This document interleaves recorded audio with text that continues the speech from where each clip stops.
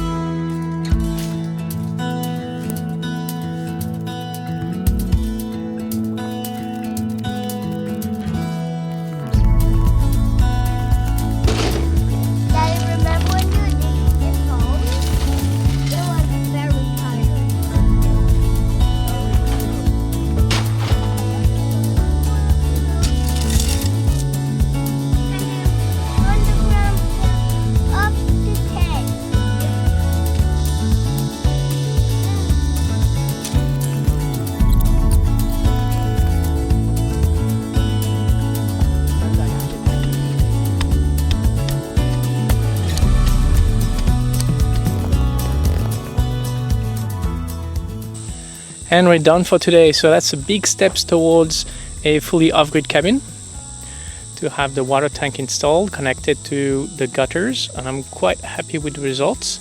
It looks quite okay, especially with that metallic color. Doesn't look like that ugly PVC white plastic sort of feel. So yeah, quite happy with the results, and hopefully the tank fills up. It's low enough that technically it should fill up. There will be some water stuck in the pipe when it's not raining, so I think we call that a charged water system. But I did put a first flush that I also used to discharge the water when it hasn't rained for a while, so it doesn't start smelling. But logically, because the tank is lower than the intake in the cabin, it should fill up. So let's see, we'll test it out on the first rain.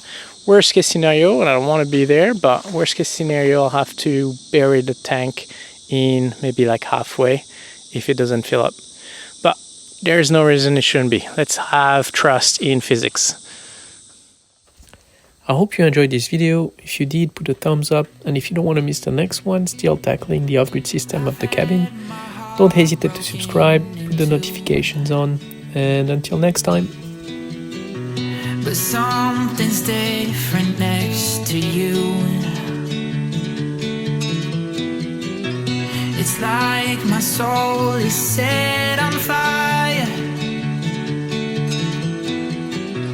But oh, I'm starting to feel tired.